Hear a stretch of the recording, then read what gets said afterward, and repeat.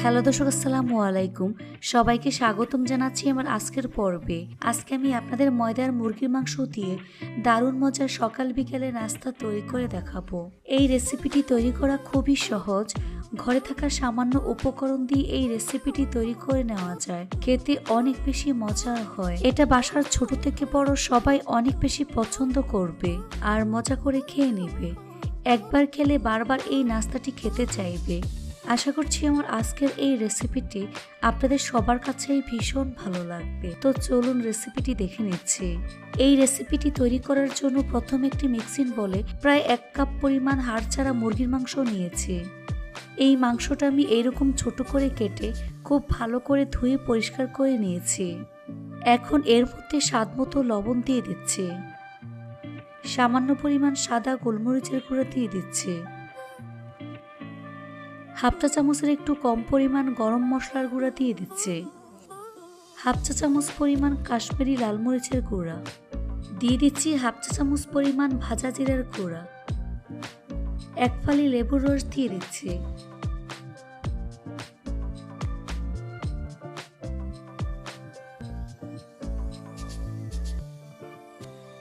দুই টেবিল চামচ পরিমাণ টক দই দিয়ে দিচ্ছি।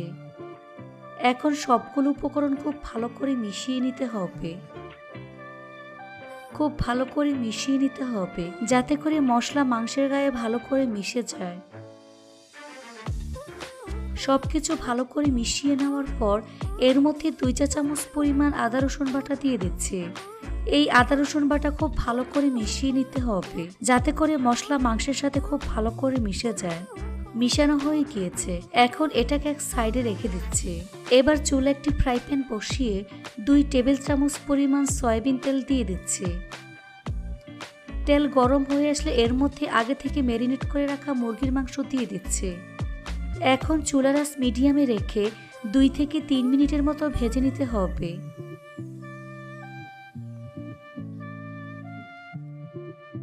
তারপর ঢাকনা দিয়ে ঢেকে রেখে দেব প্রায় 5 মিনিটের জন্য।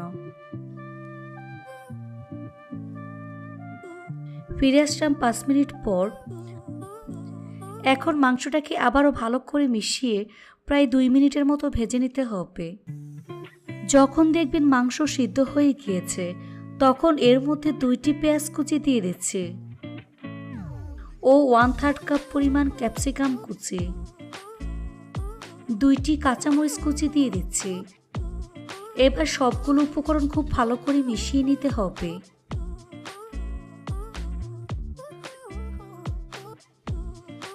তারপর ঢাকনা দিয়ে ঢেকে রেখে দিতে হবে প্রায় 5 মিনিটের জন্য।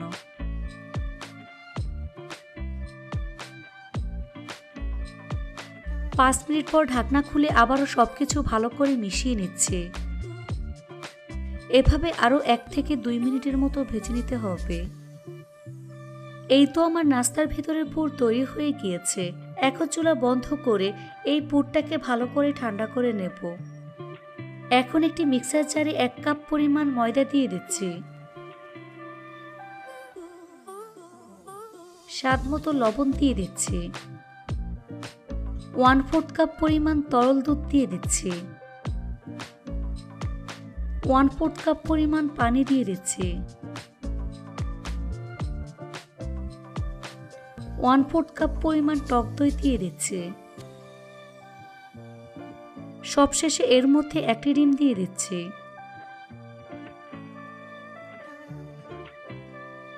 এখন ব্লেন্ডার জারে ঢাকনা লাগিয়ে 2 থেকে 3 মিনিটের মতো ব্লেন্ড করে মিক্স করে নিতে হবে। ব্লেন্ড করা হয়ে গিয়েছে, এখন ঢাকনা খুলে নিচ্ছি।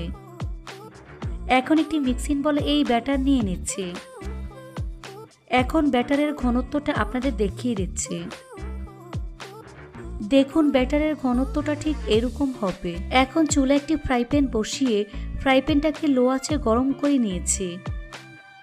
এর মধ্যে খুব সামান্য পরিমাণ তেল ব্রাশ করে নিচ্ছি।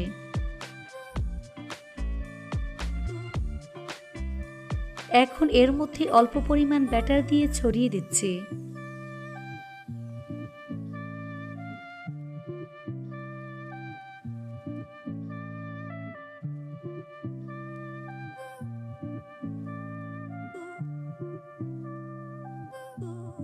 যখন দেখবেন এর কালারটা চেঞ্জ হয়ে গিয়েছে তখন শীটটাকে একটি প্লেটে নিয়ে নিচ্ছে।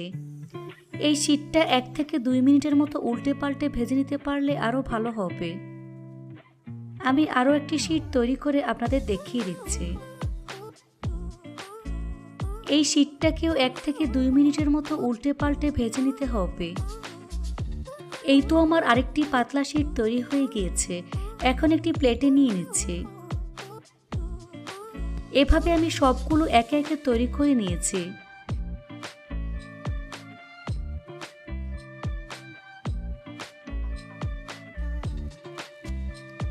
এখন একটি বাটিতে 1/4 কাপ পরিমাণ ময়দা নিয়ে নিচ্ছি। এর মধ্যে অল্প অল্প করে পানি অ্যাড করে ঘন আঠালো একটি ব্যাটার তৈরি করে নিতে হবে।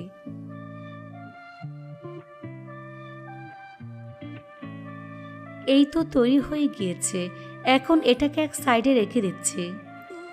এখন বোর্ডের উপর একটি শীট নিয়ে নিচ্ছি। এখন এর উপর পরিমাণ মতো চিকেনের পুর দিয়ে দিচ্ছি।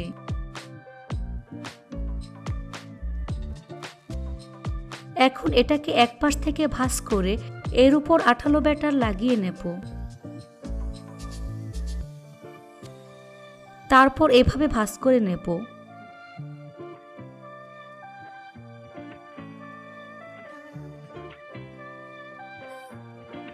এবারে দুপাশে আঠালো ব্যাটার লাগিয়ে নিচ্ছি।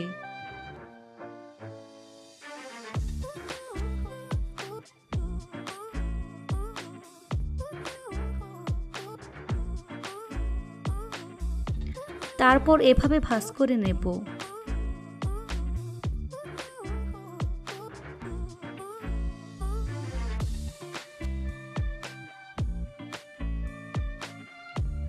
এই তো আমার একটি নাস্তা তৈরি হয়ে গিয়েছে।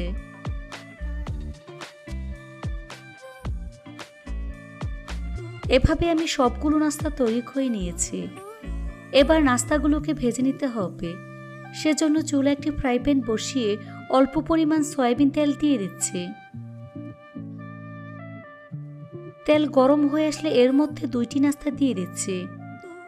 এখন চুলার আঁচ মিডিয়াম টু লো হিটের মাঝামাঝি রেখে এই নাস্তাগুলোকে উল্টে পাল্টে গোল্ডেন ব্রাউন করে ভেজে নিতে হবে।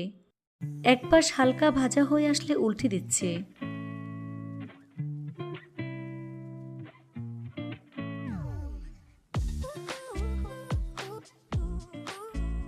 এভাবে কিছুক্ষণ পরপর উল্টে পাল্টে 2 পাশ সমান করে গোল্ডেন ব্রাউন করে ভেজে নিতে হবে।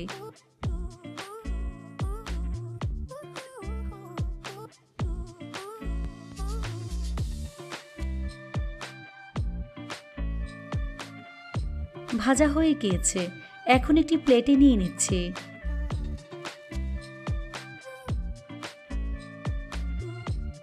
বাকি নাস্তাগুলোকে একইভাবে ভেজে নিতে হবে। তারপর পরিবেশন করে আপনাদের দেখিয়ে দিচ্ছি।